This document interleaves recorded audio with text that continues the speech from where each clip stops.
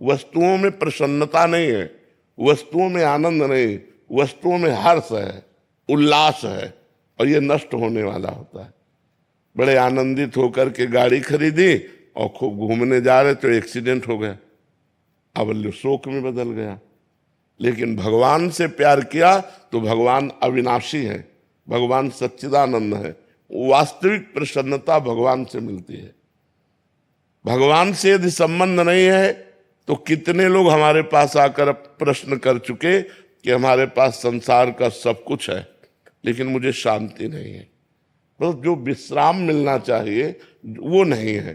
तो वो संसारिक भोगों में तो है नहीं, वो तो भगवान में मिलेगा। जितना नाम जप करोगे उतना ही प्रसन्न रहोगे, चाहे जैसी परिस्थिति हो। यदि भगवान का भजन नहीं है तो जीवन में प्रसन्नता नहीं आ सकती है, पक्की बात समझ लो। आजकल बहुत लोग डिप्रेशन में जा रहे हैं, अधिकतर लोग डिप्रेशन में जा रहे हैं। क्यों? क्योंकि भगवान का भरोसा नहीं, भगवान का बल नहीं, भगवान का भजन नहीं, गंदा खान पान, गंदा चिंतन, और इतना नकारात्मक चिंतन हो गया कि वो भयभीत बने। डिप्रेशन वाला आदमी हर समय भयभीत रहता है, वो कल्पना कर कर के परेशान रहता है।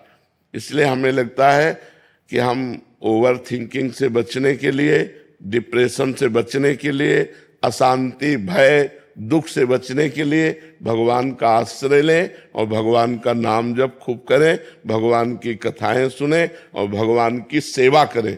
घर में ठाकुर जी जरूर विराजमान होना चाहिए, सबको अपने घर में ठाकुर जी विराजमान करने चाहिए, भगवान विराजमान करने, थोड़ी देर उनकी पूजा करनी चाहिए, थोड़ी देर उनको सामने कीर्तन करना चाहिए, उनकी दंडवत करनी चाहिए।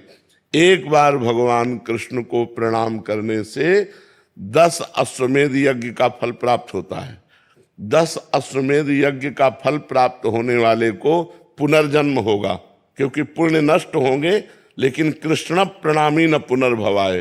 जो भगवान कृष्ण को प्रणाम करता है, महाभारत में लिखा हुआ है, एकोपि कृष्ण कृता प्रणामो दशाश्वमेधा व्रतेन तुल्या दशाश्वमेधि पुनरेपि जन्मो कृष्ण प्रणामी न पुनर्भवाए। 10 अश्वमेध यज्ञ का फल प्राप्त होता है साष्टांग दंडवत करने से भगवान को। 10 अश्वमेध यज्ञ वाला स्वर्ग में पुण्य भोग कर पुनः जन्म लेगा, लेकिन भगवान को प्रणाम करने वाला पुनर्जन्म नहीं लेगा।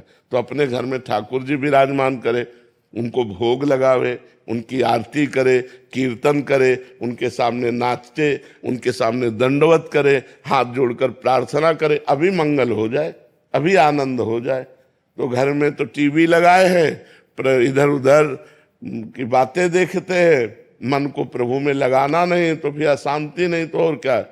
अब जिसको देखो मोबाइल में लगा रहता है, जिसको देखो मोबाइल में लगा रहता है। 1 मिनट भी मोबाइल से अलग रहना पसंद नहीं है कि शांति से बैठकर भगवान का चिंतन कर रहे हैं, शास्त्रों का स्वाध्याय कर रहे हैं, ठाकुर जी की सेवा कर रहे हैं।